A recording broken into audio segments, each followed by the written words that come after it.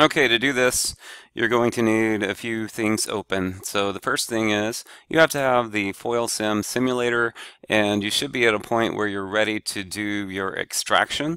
So one of the main things to check is when you're looking at the shape, it should be at 0 degrees right here. So make sure you're at a 0 degree angle and you've got your either symmetric high camber or flat bottom selected, and you have done your simulation and this is the shape you used. Okay, so the other thing you're going to need is you'll need Notepad. So if you go to the Windows, press the Windows key or command and type in Notepad, it will come up with this app that is the Notepad app. We need a place to capture some text. Then the other thing you need is Excel. And you should have already been working in something like this where you've done your simulation and comparison. What you're going to do is add a new sheet on there, and you can call this Airfoil, okay? But you'll need a place to paste some things. And then last but not least, you're going to need Autodesk Inventor up. One of the things I would like you to do, since we are doing some aerospace stuff, let's click on Project, and let me move this down where you can see it.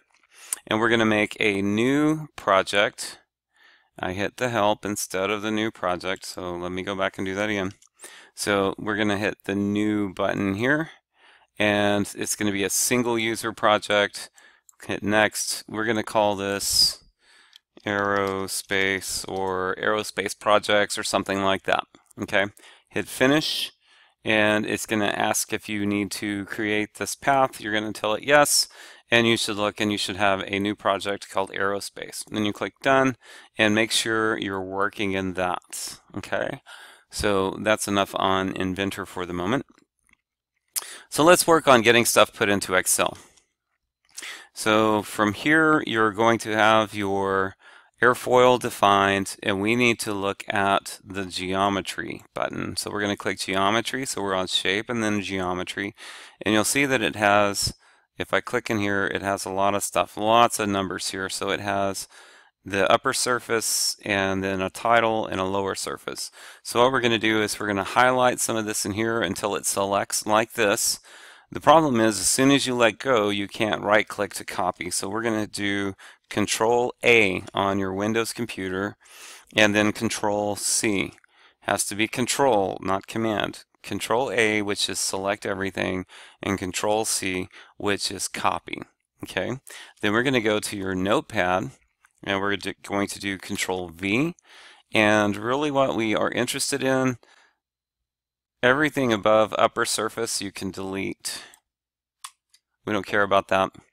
And right here where it says lower surface, those rows there, we can delete those. So we should end up with 4 columns of numbers, and really we're just interested in the numbers right now. Going to highlight all of those numbers, Control C, and then go to your blank page on Excel. Go down a couple of rows and hit Control V. Ooh, I need to go turn something off. Excel will remember your settings as long as the file is open, so it remembered something that I didn't want it to do. So what we're going to do is now we're going to go in here, go down a couple of rows and hit Control V, and it looks like it put the numbers in there, but if you automatically fit that, you'll see that they're all in one cell. So you have all these numbers in one cell. So what we're going to do is with just those numbers highlighted, selected, you're going to go to the tab that says data. Normally it starts at home. We're going to go to data and we're going to look for this button that says text to columns. Click that, and we want to use the word delimited and then next. And what we want to use for delimiting is space. Hit next and finished. And what it did is it turned all those numbers into 4 separate columns. If you want to match what it has in the software, we'll call this one X, this one is Y, this one is P, this one is V. All right. But really the ones we really want to look at are the first two, X and Y. So what we're going to do is, if you look at the instructions, we're going to make X and Y here, and we're going to put equals select column A, the first one, multiply times 4, enter. And then we're going to copy that to the right, and then we're going to copy that down. So what we're doing is we're taking the values out of columns 1 and column 2 and multiplying those by 4 so that we have this.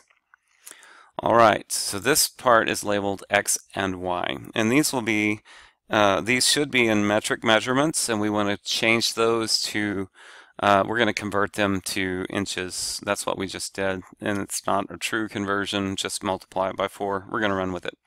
So what we're going to do is highlight those, and so these are our new numbers multiplied by 4, Control C, and then we're going to do File, New, start a blank workbook, and then go down one row, and then choose Paste, and right here where it says Paste Values, that's what we want to do. And what it did is it's not got a calculation there anymore. It's got a actual number. And right here we're going to put IN for inches. Okay? And we probably need to go ahead and do this to add one here that says Z, even though it's blank. This is what Inventor's going to be looking for. So now we're going to save this as something that we'll recognize, and I'm going to put it in this folder, and I'm going to call this, we need to make this where we can see everything, I'm going to call it Airfoil Points, something like that, and save it as an Excel file. I'm going to stop right there, and we'll talk about putting it into Inventor.